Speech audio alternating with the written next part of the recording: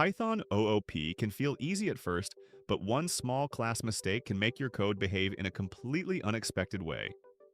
In this video, we will break down 13 real OOP bugs junior developers make, show the broken code, explain the problem, and fix it step by step.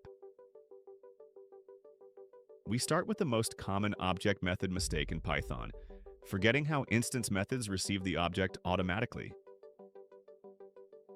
This mistake matters because instance methods are usually where objects do their work. Here we create a user and call greet on that object, but the method was defined without self. Now we run the script and Python tells us it passed one argument that the method did not expect. Let's break down why this happens. When you call a method through an object, Python automatically passes that object as the first argument. Because greet has no self parameter, the hidden object argument has nowhere to go. Now we fix the method by accepting self as the first parameter. That gives the method access to this specific user object, including its name. Now we run it again and the greeting uses the data stored on the object. The best practice here is simple. Use self first on instance methods and use it for data that belongs to one object. Apply this whenever the method reads or changes object state. For a quick practice, add a rename method that changes self.name. Then call greet before and after renaming the user to prove the method is working with object state. Next, we look at object state, where data lives, who owns it, and why initialization keeps objects predictable. This matters in practice because each customer should have a separate cart. Here, items is written at the class level, so both carts point to the same list. Now we run the script and both carts show the combined items. Let's explain the result. Class attributes are stored on the class object, not separately inside every instance. Since the list is mutable, both carts append into that same shared list. Now we fix it by creating a new list inside, boss cry init. That code runs for each new cart object, so cart A and cart AB each get their own items list. Now we run it and the carts stay separate. The best practice is to put per object state inside init. Use class variables only for values that are intentionally shared, like constants or configuration shared by every object. Adding a remove method next. Create two carts, remove an item from one of them, and check that the second cart still has its own items. This matters because object methods should not depend on attributes that might not exist. Here, add line assumes self.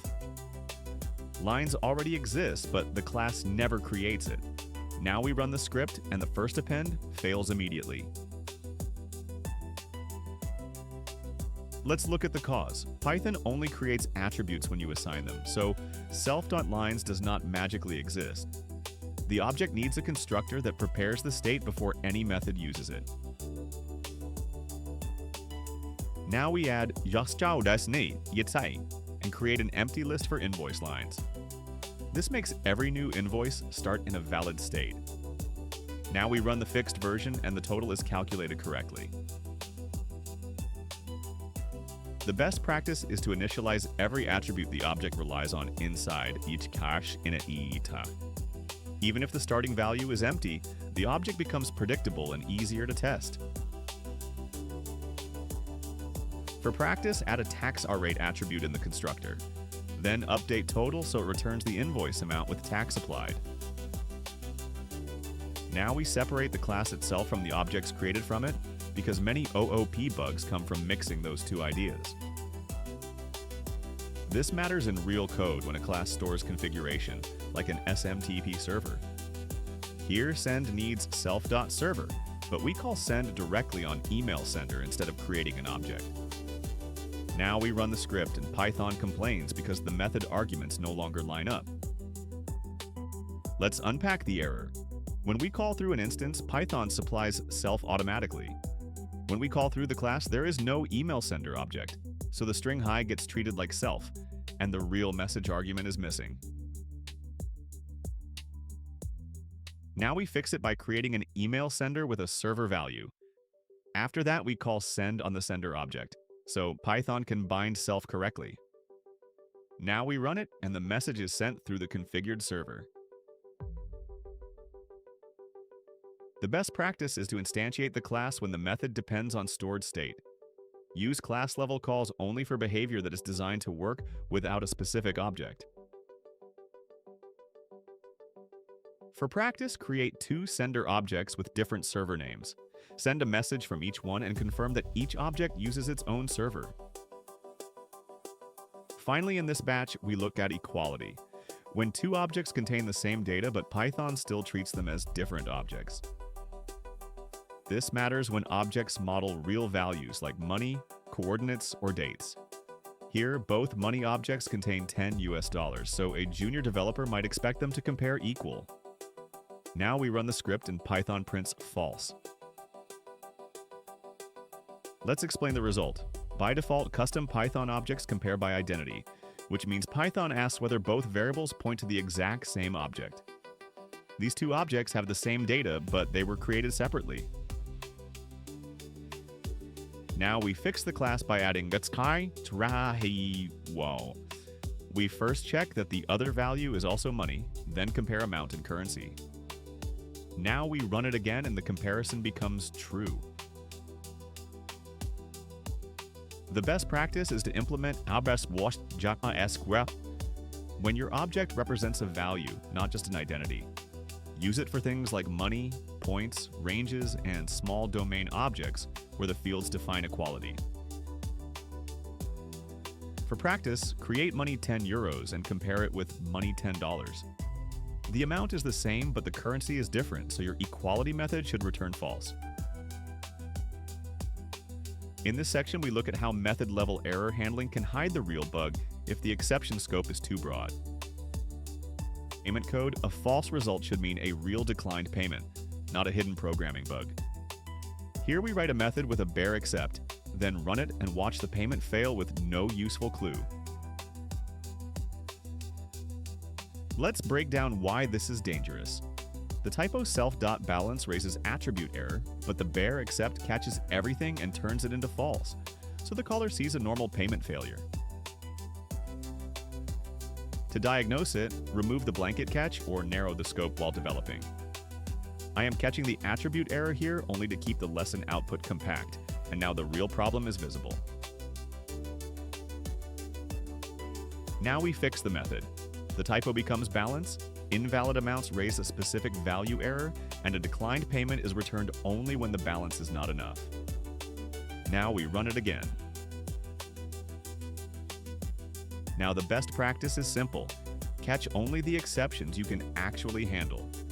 If the code has a typo or a broken assumption, let it fail loudly during development so you fix the source of the bug.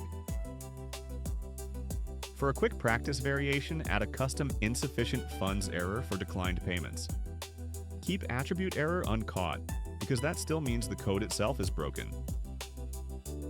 Now we move to encapsulation and see how Python properties keep object state valid without noisy getter and setter methods.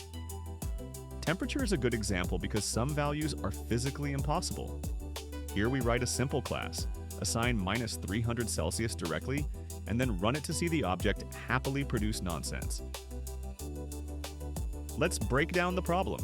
The class exposes Celsius as plain data, so every caller can change it without validation, and any getter or setter convention is easy to bypass. Now we keep the clean attribute syntax, but put validation behind it. The property setter rejects values below absolute zero, and now we run both a valid and an invalid case. Now the best practice is to use properties when an attribute needs rules, but the public interface should stay simple. Callers still write object.celsius, but the class controls what values are allowed. For practice, make Fahrenheit a read-only property instead of a method. The object should still store only Celsius internally. Next, we focus on inheritance and the constructor chain that keeps parent and child state consistent. Subclass constructors are commonplace for junior developers to break inherited behavior. Here, Premium User adds a plan but skips the parent initialization, then we run the inherited welcome method. Let's break down the failure. The method send_on_welcome comes from user, so it assumes the user constructor has created email, but premium user never called that constructor. Now we fix the constructor by calling super first. That sets up the base user fields, then the child adds its own plan, and the same welcome method works. Now the best practice is to treat the parent initializer as part of the class contract. When a subclass extends a class, call super.init before relying on inherited methods or inherited state. For practice, add a user method called profile that uses both name and email. Then update premium user so that method works without duplicating parent initialization. Finally, we cover two polymorphism mistakes: incompatible method signatures and replacing object behavior with type checks. Polymorphism works only when objects can be called the same way. Here, the notification system calls send with one message, but the SMS implementation secretly requires an extra urgent flag, so now we run the loop. Let's break down the crash. The caller does not know which concrete class it has, and it should not have to know. Requiring urgent only in one class breaks that promise. Now we fix the SMS method by making urgent optional. The common call still works for every channel, and SMS can still support an urgent mode when a caller explicitly needs it. Now the best practice is to preserve the expected method contract when overriding. Extra options are fine when they are optional, but the shared call path must remain stable. Practice, add a Slack notification class, and make the existing loop work without any IS instance checks or special cases. Port exporting is a classic place, where type checks start small and then become fragile. Here the function handles PDF and CSV, but after we add JSON and run the code, the new report falls into the unknown branch. Let's break down the design smell. The export function has to know every report class, so every new report requires editing central logic and hoping nobody forgets a branch. Now we move the export behavior into the objects themselves. Each report knows how to export itself, and the loop only calls report.export, so the JSON case works without a new central branch. Now the best practice is to prefer polymorphic methods when behavior varies by object type. Add behavior next to the data it belongs to and keep the calling code simple. For practice, add HTML report to the fixed version. The final loop should not change at all, only the new class should define its own export method. Now we move into object representation.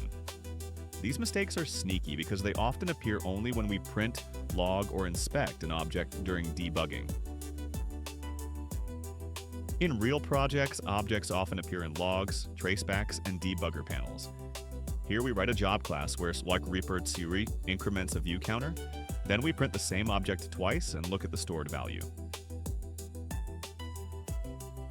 Let's break down why this result is bad. The view count changed only because Python needed a string representation of the object. That means a harmless print, logline, or debugger inspection can silently change real application state. Now we fix the bug by making read the current state without changing anything. We run the same prints again, and this time the object stays stable. The best practice is to keep representation methods boring and predictable. Use them to return useful text for developers, but never mutate state, write files, call APIs, or touch a database from report or st or icords. Next, we look at equality and hashed collections. This is where a class can compare correctly but still fail in dictionaries and sets. Product IDs are often used as dictionary keys for prices, stock, or cached data. Here we add equality, so two product ID objects with the same code compare as equal. Then we try to use one as a dictionary key and run the script. Let's break down the result. Equality works, so the first line is true, but the dictionary fails because Python no longer trusts the object as hashable. If two objects can be equal, their hashes must also match, and that only stays safe when the data used for hashing is stable.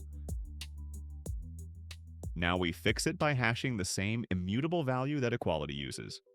We run the code again and retrieve the value using a different but equal product ID instance. The best practice is to make a clear choice.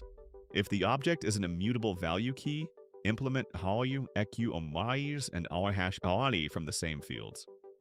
If the object is mutable, do not use it as a dictionary key or set element. The final mistake in this batch is a design mistake. The code may work at first, but the class relationship makes future changes harder than they need to be. A logger often needs to save messages somewhere, but that does not mean it is a database connection. Here, audit logger inherits from database connection just to reuse database behavior, then we run it and see what leaks through. Let's break down the design problem. The logger accidentally exposes database operations, including methods that have nothing to do with logging. It also breaks when the database API changes from query to execute, because the child class is tightly coupled to the parent implementation. Now we fix the design with composition. Audit logger receives a database-like object and calls the one operation it actually needs. Then we run the script and check that unrelated database methods are no longer part of the logger. The best practice is to use inheritance only when the relationship is truly is-a. When one object only uses another service, pass that service in and store it as a dependency. That keeps the public API smaller and makes changes easier to isolate. Now you know the most common Python OOP mistakes and how to avoid them in real projects. If this helped, like the video, subscribe to Dev Level Up, and write in the comments which Python topic you want to debug next.